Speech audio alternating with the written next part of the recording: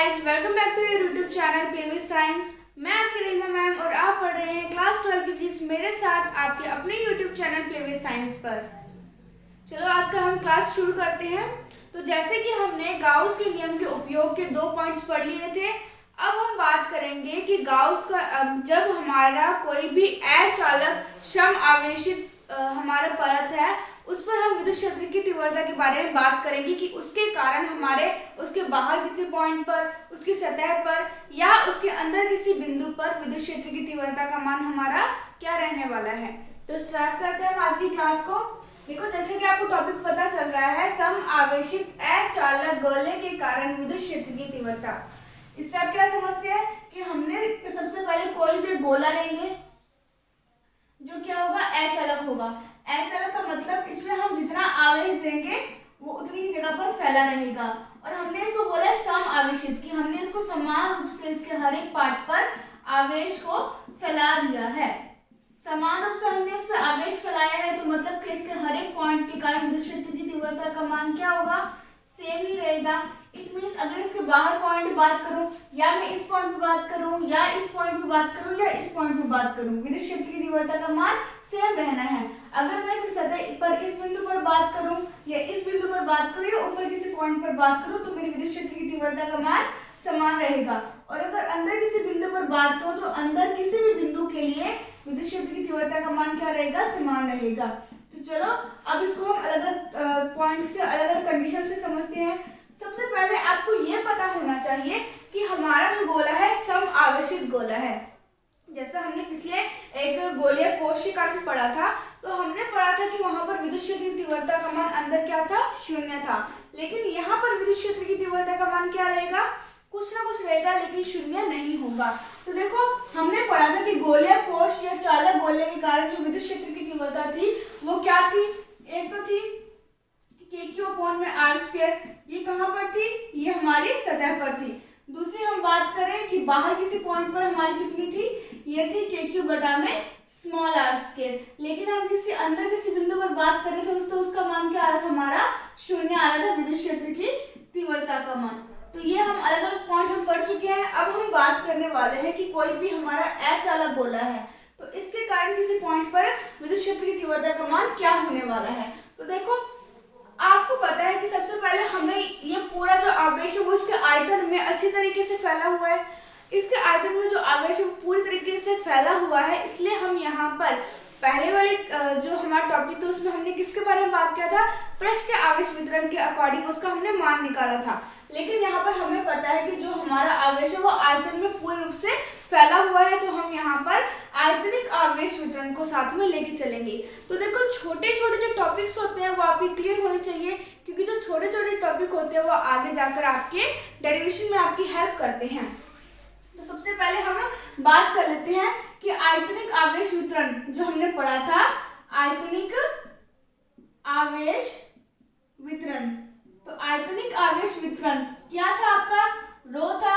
रो बराबर क्या होता था, Q/V, टोटल आवेश इंटू में उसका आयतन।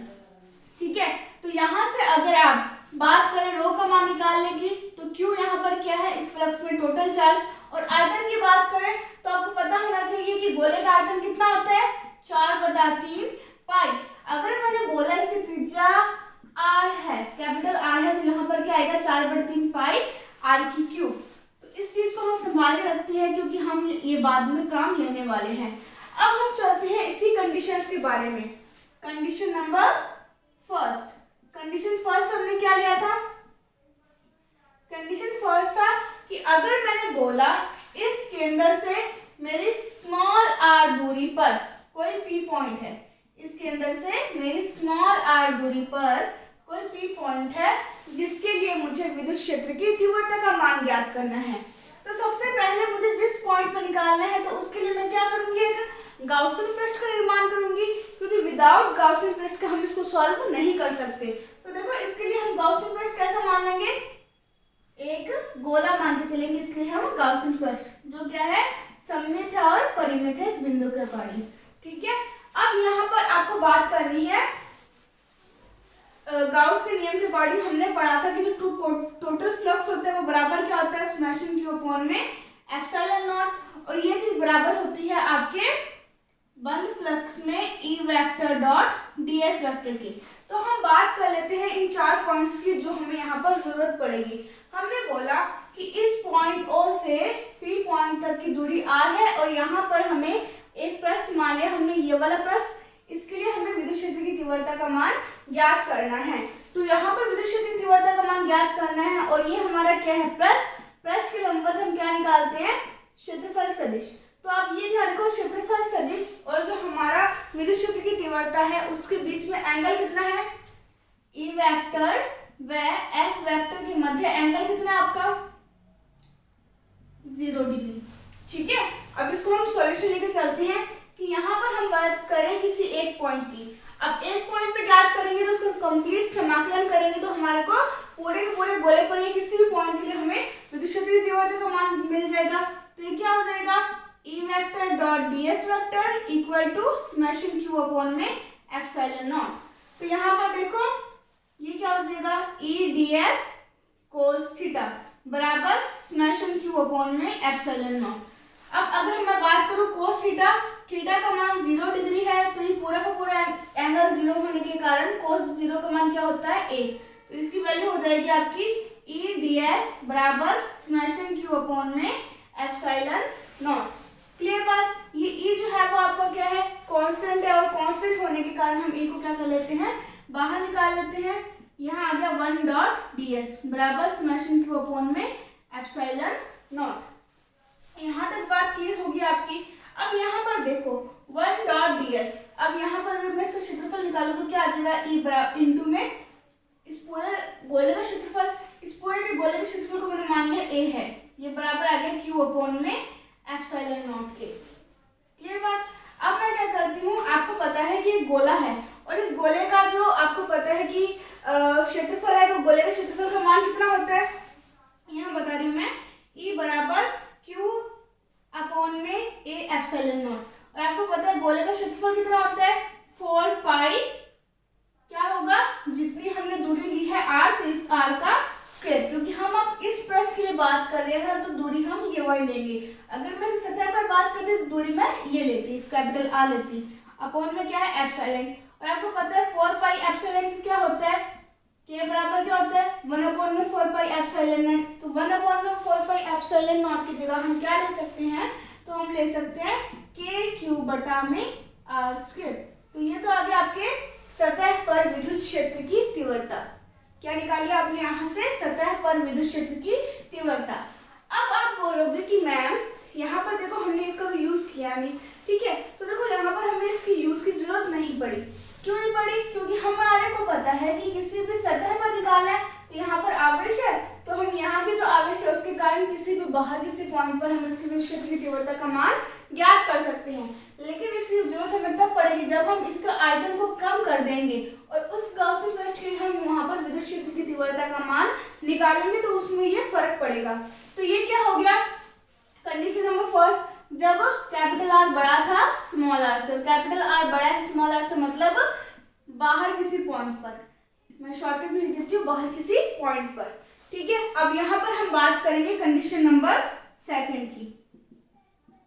कंडीशन नंबर सेकंड की, कंडीशन नंबर सेकंड क्या होगा, जब आर बराबर होगा स्मॉल आर के, जब हमारी त्रिज्या है वो स्मॉल आर के बराबर होगी, मतलब हम सतह पर हम विद्युत क्षेत्र की तीव्रता का मान ज्ञात करने वाले हैं। तो हमने बोला था कि हमने फर्स्ट डेरिवेशन में पढ़ा था, सेम यही प्रोसेसिंग थी। जब हमारे पास त्रिज्या का मान सतह पर आ जाए तो हम क्या करते थे, डायरेक्ट त्रिज्या का मान चेंज कर देते थे। तो ई बराबर क्या आ गया था हमारा, के क्यू अपॉन में आर स्क्वायर। ठीक है, तो फटाफट आप इसका स्क्रीनशॉट लीजिए। इसके बाद हम बात करेंगे कि इसके अंदर किसी पॉइंट के लिए विद्युत क्षेत्र की तीव्रता का मान क्या होने वाला है।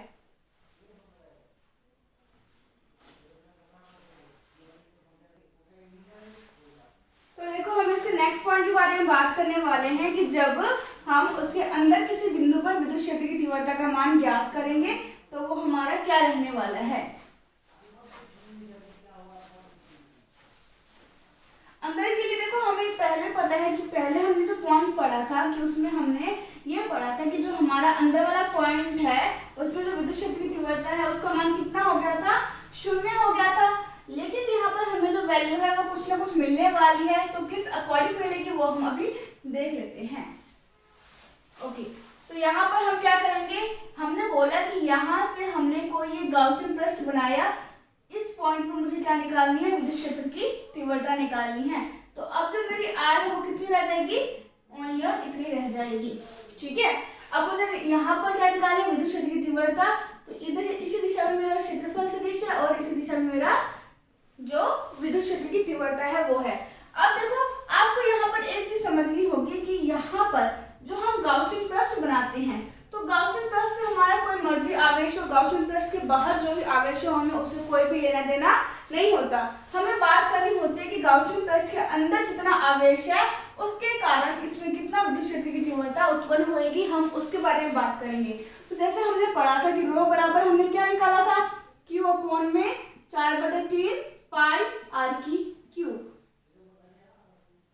ये कैपिटल आर था सतह के लिए। यहाँ तक आपकी क्लियर बात। अब हम बात करेंगे अंदर किसी पॉइंट पर, तो वही सेम चीज, हमारा जो फ्लक्स है वो क्या बोलता है, समेशन Q अपॉन में एप्सिलॉन नॉट बराबर क्या होता है, E vector dot ds vector के। हमें सबसे पहले क्या निकालना पड़ेगा कि यहाँ पर टोटल जो आवेश है उसका मान कितना होगा। हमें अब यहाँ पर क्या चाहिए, यहाँ पर जो टोटल आवेश है उसका मान कितना होगा। हम उसमें डायरेक्ट समेशन क्यों लेकर चल रहे थे, क्योंकि टोटल का टोटल आवेश उस हमारे गोले के अंदर, उस स्फीयर के अंदर एग्जिस्ट कर रहा था। लेकिन अब जो हमारा गोला है वो छोटा हो गया है, तो इसमें आवेश की कमी आ गई है। तो कितना आवेश कम या ज्यादा हुआ है उसके लिए हमें सबसे पहले क्या फाइंड करना पड़ेगा, समेशन Q का मान फाइंड आउट करना पड़ेगा। तो यहाँ समेशन Q का मान क्या हो जाएगा, समेशन Q का मान हो जाएगा आपका रो इंटू में V। क्लियर बात, हमने रो पढ़ा था क्या होता है टोटल आवेश बटा में उसका आयतन। तो यहाँ से हम समेशन Q का मान क्या निकाल सकते हैं, रो मल्टीप्लाई बाय V। अब यहाँ पर देखो, आपको ये मान जो है वो यहाँ पर आपको इस फॉर्मूले में पुट करना पड़ेगा। हमने पढ़ा था क्या होता है, EdS cos थीटा बराबर होता है समेशन Q अपॉन में एप्सिलॉन नॉट की। तो सबसे पहले हम इस चीज को थोड़ा सिंप्लीफाई कर देते हैं, मतलब इसको थोड़ा छोटा कर लेते हैं। कैसे होगा, रो का मान हमने क्या निकाला था, Q अपॉन में 4/3 पाई आर की क्यूब मल्टीप्लाई बाय, हमें पता है इस पूरे गोले का आयतन क्या है, इस पूरे गोले का आयतन, सॉरी इस पूरे गोले का नहीं, कि जो आपका गाउसियन पृष्ठ है उस गाउसियन पृष्ठ का आयतन कितना है। आयतन मतलब हमें निकालना किसका है, इस अंदर वाले गोले का निकालना है। तो इस अंदर वाले गोले का आयतन कितना है, तो आप बोलोगे कि इस अंदर वाले गोले का आयतन है 4/3 पाई स्मॉल आर की क्यूब। तो यहाँ पर आपको दिख रहा है 4/3 पाई से 4/3 पाई कैंसिल आउट हो गया। इसको मैं सॉल्व करूंगी तो क्या आ जाएगा, Q आर क्यूब अपॉन में कैपिटल आर की क्यूब। ठीक है, ताकि मैं उसको मान यहाँ पे डायरेक्ट पुट कर सकूं।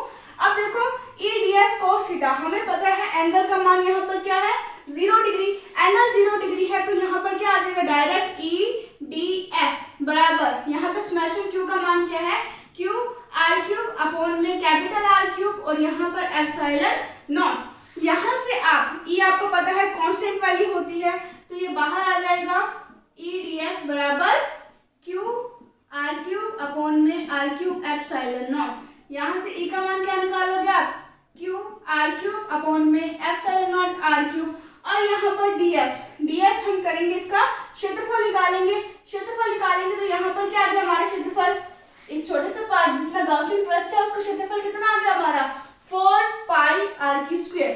तो यहाँ पे मैं मल्टीप्लाई नीचे कर दूं, 4 पाई आर की स्क्वायर, 4 पाई आर की स्क्वायर से आर की स्क्वायर कट गया, आपका एक आर बच गया, और 1 अपॉन में 4 पाई एप्सिलॉन नॉट किसके बराबर होता है, k के बराबर होता है। तो इसको हम लिख सकते हैं k क्यूब आर बटा में, यहाँ पर क्या आ गया k क्यूब आर बटा में आर की क्यूब। यहाँ तक किसी कोई प्रॉब्लम, आई होप प्रॉब्लम नहीं है। 1 अपॉन में 4 पाई एप्सिलॉन को हमने क्यों लिख लिया, क्यों हमारा है यहाँ स्क्वायर से स्क्वायर कट गया तो 1 रह गया, तो ये रहा, और ये रहा हमारा कैपिटल आर की क्यूब। तो ये हमने क्या निकाल लिया, अंदर किसी बिंदु पर विद्युत क्षेत्र की तीव्रता का मान। अब हमें फर्स्ट पॉइंट की तरह इसके लिए भी ग्राफ बनाना पड़ेगा। यहाँ पर हम E वेक्टर का मान लेते हैं, और E वेक्टर का मान कांस्टेंट कितना होता है, कांस्टेंट हमने पढ़ा था कितना होता है फर्स्ट पॉइंट में, कमेंट करो जल्दी से कितना होता है इसका मान। हमने पढ़ा k q अपॉन में कैपिटल आर की स्क्वायर, ये इसकी चरम बिंदु होता है या मैक्सिमम मान होता है। अब यहाँ पर देखो हम 3 कंडीशन लेके चलेंगे कि r जब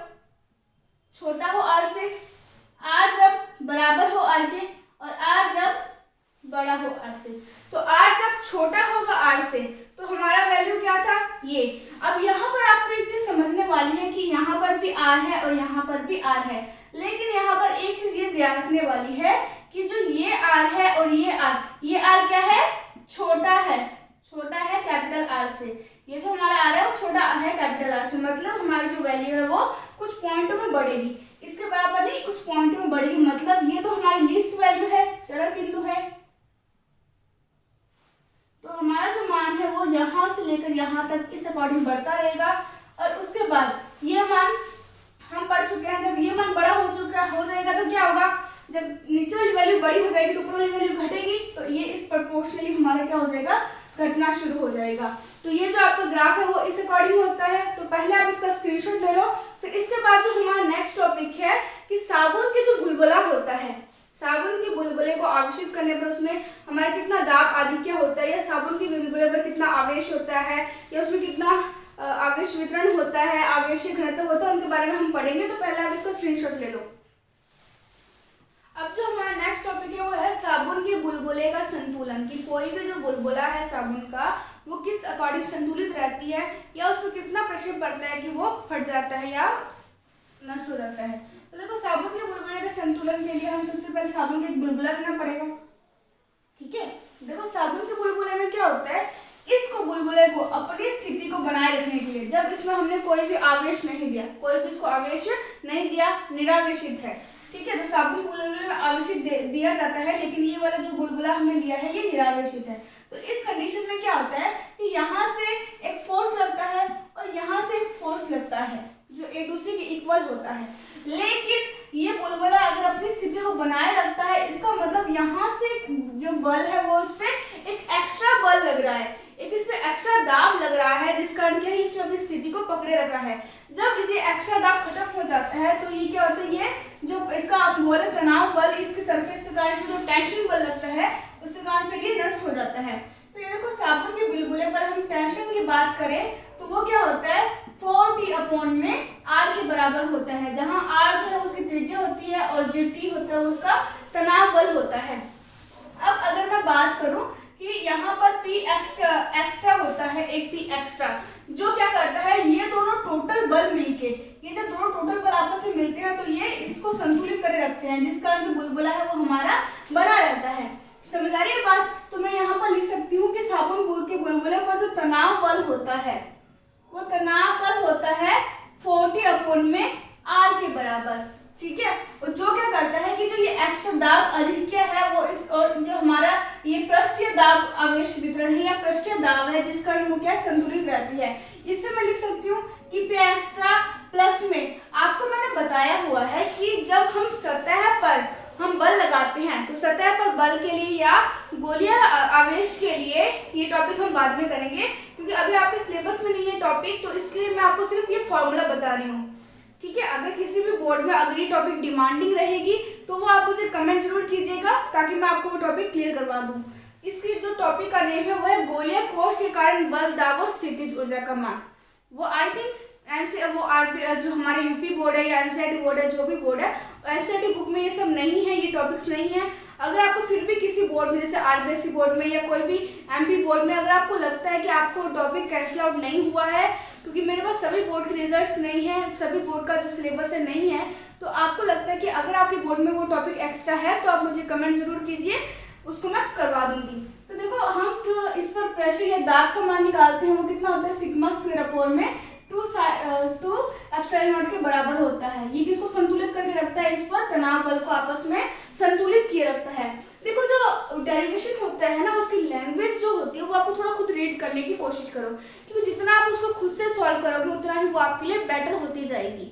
ठीक है, तो देखो यहाँ पर मैं आपको डेरिवेशन अच्छे से क्लियर कर दूंगी, डेरिवेशन में आपको कोई प्रॉब्लम नहीं आएगी, लेकिन उसकी जो हिंदी होती है वो आप खुद भी बना सकते हो। इसमें हम क्या बोल सकते हैं कि कोई साबुन का बुलबुला है जिसमें हम त्रिज्या आ ले रहे हैं, और एक निरावेशित बुलबुला है जिसमें जो हम टोटल बल है P एक्सटर्नल बल है, और जो हमारा बल है वो क्या करता है, इसको संतुलित किए रखता है। तो वो जो हिंदी है वो आप खुद से लिख सकते हो। तो यहाँ पर अगर मैं बोलूँ कि अगर मेरा यहाँ पर ये इसके बराबर है, मैं यहाँ पे लिख सकती हूँ P एक्सटर्नल बराबर 4T/r minus sigma square upon में 2 एप्सिलॉन नॉट के बराबर होता है। लेकिन अगर मैंने बोला कि जब ये जो हमारा बल है और ये जो बल है, जब ये दोनों बल आपस में संतुलन में आ जाएंगे तो यहाँ पर जो P एक्स्ट्रा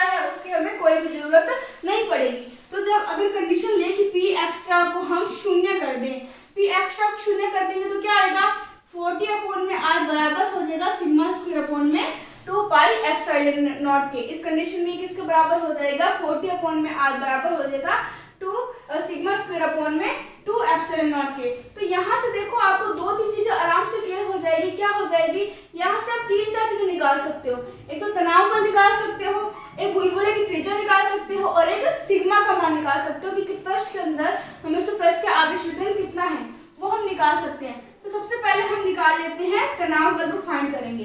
तनाव बल को फाइंड करेंगे, ये हमारी इक्वेशन फर्स्ट मान लेते हैं। इसी इक्वेशन से हम आर का मान निकालेंगे, टी का मान निकालेंगे और सिग्मा का मान निकालेंगे किसी भी बुलबुले के लिए। तो टी का मान निकालेंगे तो टी की वैल्यू को यहाँ रखो, बाकी सारी वैल्यू को वहाँ भेज दो। सिग्मा स्क्वायर अपॉन में sigma square multiply by r upon में 4 मल्टीप्लाई बाय 2 कितना होता है 8 एप्सिलॉन नॉट। ये तो क्या है, उस पर टेंशन बल का मान है, जो तनाव बल है उसका मान है। हमें मेन नीड होती है त्रिज्या की और सिग्मा की, तो ये हम निकाल लेते हैं। यहाँ से त्रिज्या निकालोगे तो आप क्या करोगे, क्रॉस मल्टीप्लाई कर दोगे, इसको यहाँ मल्टीप्लाई करोगे तो क्या होगा 4 2 8 टी एप्सिलॉन नॉट अपॉन में सिग्मा की स्क्वायर। ये मैंने कहाँ से निकाला, बाय इक्वेशन फर्स्ट। ये दोनों मैंने वैल्यू कहाँ से फाइंड की, इक्वेशन फर्स्ट से। ठीक है, तो ये देखो अब अगर मैं बात करूँ इसमें सिग्मा का मान कितना है, तो सिग्मा का मान निकालने के लिए यहाँ मल्टीप्लाई हो गया, कितना हो गया 8 टी एप्सिलॉन नॉट अपॉन में आर। ये किसकी वैल्यू है, सिग्मा स्क्वायर की।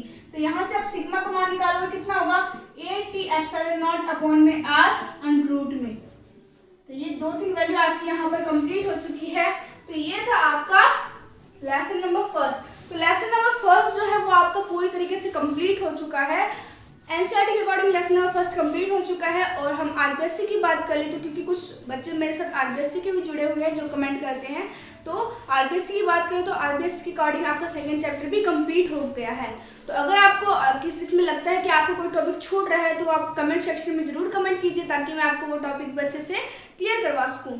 तो इसी तरीके से अगर आपको वीडियो अच्छी लगी तो वीडियो को लाइक करना मत भूलिएगा, इसको अपने फ्रेंड्स के साथ शेयर करना मत भूलिएगा और प्लीज़ कीप सपोर्टिंग अस, क्योंकि आपके सपोर्ट से, आपके लाइक से, आपके कमेंट से हमें मोटिवेशन मिलता है।